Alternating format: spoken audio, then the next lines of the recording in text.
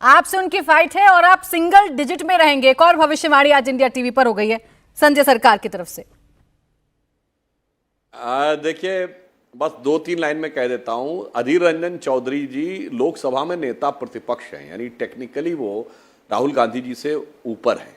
और दूसरा जो उन्होंने कहा, उनका वीडियो बड़ा फेमस है। आपने कहा क्या खाने वाली बात, वो उनसे पूछ रहा है पत्रकार कि भाई आप जो है अंबानी अडानी पे इतना बोलते हैं, तो वो क्या अब आप लोग नहीं बोल रहे थे तो क्या कुछ मिल गया क्या? तो वो हंसते हुए बोल रहे हाँ, हमको मिल जाता तो हम भी नहीं बोलते हैं।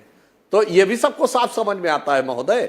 आपके पश्चिम बंगाल में लोगों के पास जो नोट बरामद हुए, जो झारखंड में बरामद हुए, तो सारी बातें सबको नजर आती। मगर एक बात मैं कहना चाहता हूं, ममता जी ने लेफ्ट को उखाड़ फेंकने की जो याद दिलाई है ना, इससे समझ लीजिए कि मन में भावना क्या है। अब इंडी गठबंधन में लेफ्ट साथ रहेगा और ममता जी याद दिला रही हमने लेफ्ट को उखाड़ फेंका था। अब इंडी गठबंधन में कितनी उखाड़ और कितनी पछाड़ होने वाली है, ये अब सबके सामने आने वाला है। अब रोहित जी 4 जून को क्या होगा आप भी बता दीजिए। सुनील जी ने तो बता दिया, दावा भी पेश कर दिया, और जयराम रमेश तो अभी से कह रहे हैं निवर्तमान प्रधानमंत्री, कॉन्फिडेंट हैं ये लोग कि सरकार तो इंडिया गठबंधन की बनने जा रही है। प्राची जी देखिए, अगर खुली आंखों से कोई आदमी अगर सपने देखे तो हम उसके लिए क्या कर सकते हैं। अब कोई व्यक्ति अगर सो रहा हो सपना देखे तो हम फिर भी कह सकते हैं सपना देख रहा है। ये तो विपक्ष भी जानता है कि 4 जून को क्या होगा। सबसे बड़ी स्थिति इस चुनाव की ये है कि इंडिया गठबंधन पूरी तरीके से इंटरनली जानता है कि 4 जून को क्या होने वाला है। ये सिर्फ क्योंकि लोकतांत्रिक एक त्योहार है इसलिए ये चुनाव लड़ने का खाली एक पाखंड कर रहा है इंडिया गठबंधन। आपको लगता नहीं है कि एक तरफ एनडीए का विश्वास है और दूसरी तरफ इंडिया का धोखा है? कि जिस तरीके से आप देखिए पंजाब के अंदर अभी खुद इसी डिबेट पे हम लोगों ने डिस्कस किया कि आम आदमी पार्टी और कांग्रेस एक दूसरे को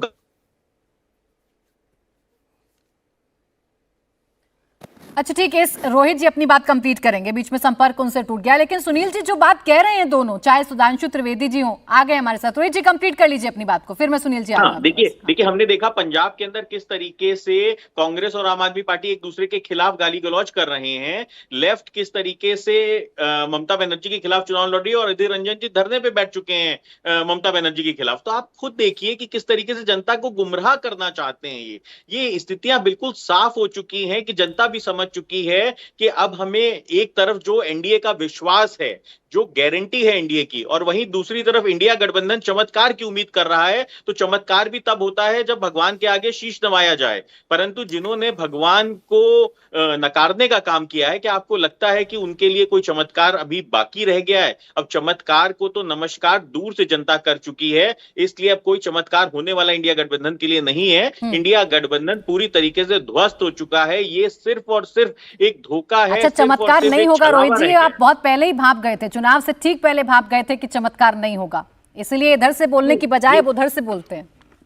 नहीं, देखिए हम चुनाव से सिर्फ पहले नहीं भाग गए थे, हम लंबे समय तक हमने इंडिया गठबंधन का साथ दिया। हमको तो इनकी मीटिंगों में भी हम इनके साथ थे। हाँ। और जब मीटिंगों के अंदर आप खाली चाय कॉफी करने के लिए मीटिंग बुलाओगे और आप राजनीतिक पार्टी हो, राजनीतिक दल के अंदर आप कोई राजनीतिक विचारधारा आपके पास कोई बची नहीं हुई होगी, आप वहां पे सिर्फ इसलिए मीटिंग बुलाओगे कि हम ये शक्ति दिखा देंगे कितने लोग उस मीटिंग में प्रेजेंट हैं, अटेंडेंस कितने लोग लगा रहे हैं, और उसके बाद वहां पे आपके पास कोई विचार नहीं है, आप अनर्गल बातें करोगे। मैं तो ये पूछना चाहता हूं, एक 10 सेकंड दे दीजिए। मैं इंडिया गठबंधन वालों से पूछना चाहता हूं कि भैया अभी तक सब ठीक चल रहा है ईवीएम में कि नहीं चल रहा है? क्योंकि अब आखिरी चरण का चुनाव आ गया है। क्योंकि 4 जून को सुबह 10 बजे आप यही कहना शुरू करेंगे कि ईवीएम हैक हो गया साहब, क्योंकि ईवीएम का रोना आप बहुत पहले से रोते हुए चले आ रहे हैं। नहीं, अब तो वो कॉन्फिडेंट है ना सरकार बनाने के लिए। सुनील जी, अब तो ईवीएम में कोई गड़बड़ी महसूस नहीं हो रही है ना आप लोगों को? 4 जून को कोई स्टेटमेंट बदलेगा तो नहीं, ईवीएम याद तो नहीं आएगा फिर से?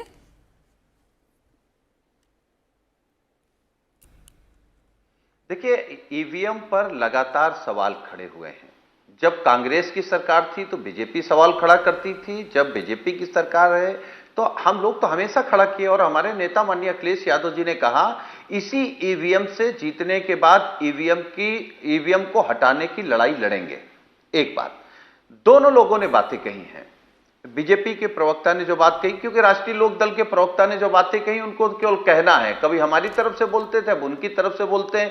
उनकी ना तो कोई इतनी संख्या है ना इतनी ताकत है कि वो सरकार बनाएंगे कि बिगाड़ेंगे कि सहयोग करेंगे। वो तो समाजवादी पार्टी की बदौलत विधायक जीत गए, अब तो वो सभासद भी नहीं जीत पाएंगे। जहां तक सवाल है भारतीय जनता पार्टी का, तो भारतीय जनता पार्टी के प्रवक्ता ने कहा पार्टी है कि माननीय अखिलेश यादव जी ने वैक्सीन पर सवाल उठाया था। आपने गुंडे तो और आप सोचिए प्राची जी, वहां पे स्पेस क्रिएट कर दिया। अरे रुक जाओ, कुछ नहीं है भाई, अब यही भारतीय जनता पार्टी मार के 4 जून को भगाएगी, फिर यहीं आओगे, वो बात का विषय।